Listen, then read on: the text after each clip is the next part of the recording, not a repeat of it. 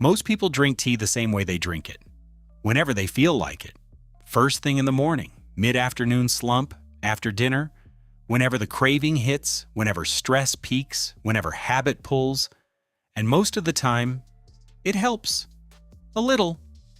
Enough to keep doing it. But almost nobody realizes that the difference between tea that slightly helps and tea that genuinely sharpens your thinking for hours is not which tea you drink. It's when. Here is something that took researchers in chronobiology, the science of how time affects biology, years to fully document. Your brain is not the same brain at 7 a.m. that it is at 9:30 a.m. The concentration of cortisol in your bloodstream, the hormone that drives alertness, focus, and cognitive readiness, follows a precise daily curve. It peaks naturally within 30 to 45 minutes of waking. Then it drops. Then it peaks again, smaller, around mid-morning. Then again, smaller still, early afternoon. So here is the question. If your brain already has a built-in alertness system that peaks on a predictable schedule, what happens when you add caffeine and L-theanine from tea on top of that peak versus into the valley that follows it? The answer is why elite performers, competitive athletes, and an increasing number of neuroscientists are very specific about exactly when they make their first cup. Before timing, let's establish what tea actually does in the brain, because most people understand the caffeine part and miss the part that makes tea fundamentally different from coffee. Tea contains two active compounds that work together in a way that coffee does not replicate. Caffeine, which increases alertness by blocking adenosine receptors, the receptors that signal tiredness, and L-theanine, an amino acid that promotes alpha brainwave activity, the state associated with calm, relaxed focus. L-theanine doesn't sedate. It doesn't slow you down. It smooths the edges of caffeine stimulation, reducing the anxiety spike, extending the focus window, and preventing the sharp crash that follows high caffeine drinks.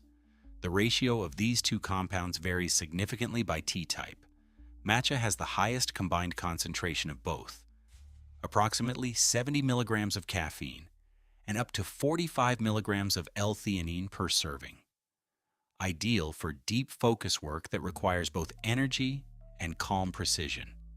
Green tea has a gentler profile, around 30 milligrams caffeine, 20 to 30 milligrams L-theanine, ideal for sustained moderate focus without overstimulation.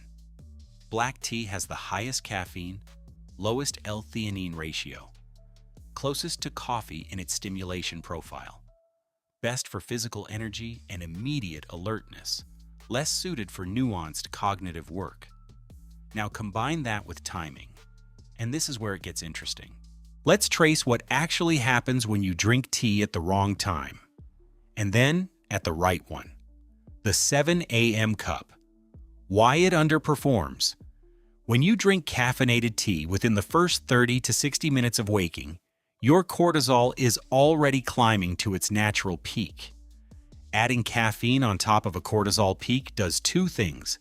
It blunts your body's ability to produce cortisol naturally over time, meaning your baseline alertness gradually requires more caffeine to achieve the same effect.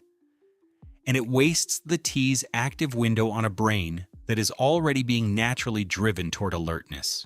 You feel something, but you're spending a resource on top of a resource you already had.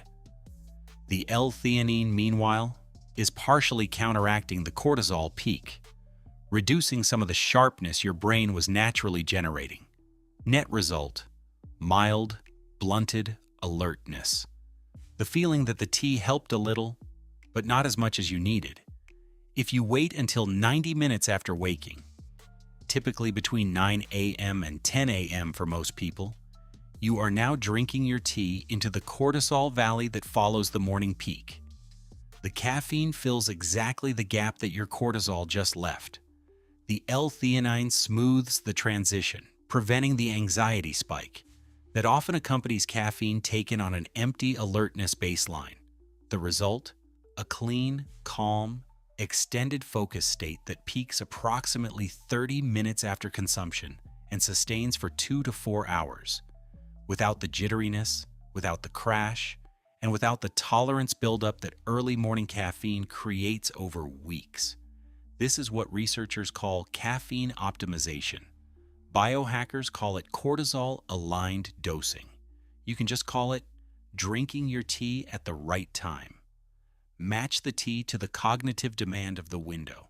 For the 90-minute morning window, when deep focus work is highest priority, matcha or high-quality green tea.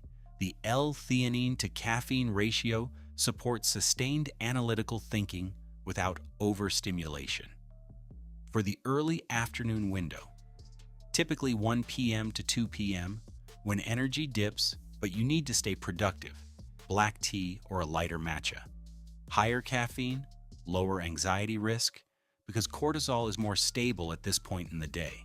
After 2 p.m., caffeine-free herbal teas only, or very low caffeine white tea. Caffeine has a half-life of approximately 5 to 6 hours. Tea consumed at 3 p.m. still has measurable caffeine in your system at 9 p.m., directly degrading sleep quality and compounding tomorrow's cognitive deficit. Here's what surprised me most in going through the research on this. The cognitive difference between tea timed randomly and tea timed to your cortisol curve is not subtle. Studies measuring sustained attention, working memory, and processing speed show meaningful improvements, not from a different tea, not from a higher dose, not from an expensive supplement stack, just from shifting the window by 90 minutes. The tea you already drink is better than you think it is. You have just been drinking it at the time that feels right instead of the time your biology is actually ready for it. Try it for 5 days, 90 minutes after waking. Matcha or green tea. Nothing else changed. The focus you've been looking for was never in a different cup. It was in a different clock. Next video, the Japanese concept of Ichiju Sansai, and why the specific nutritional structure of a traditional Japanese breakfast produces measurably different cognitive performance than anything the Western wellness industry has packaged and sold you. Subscribe.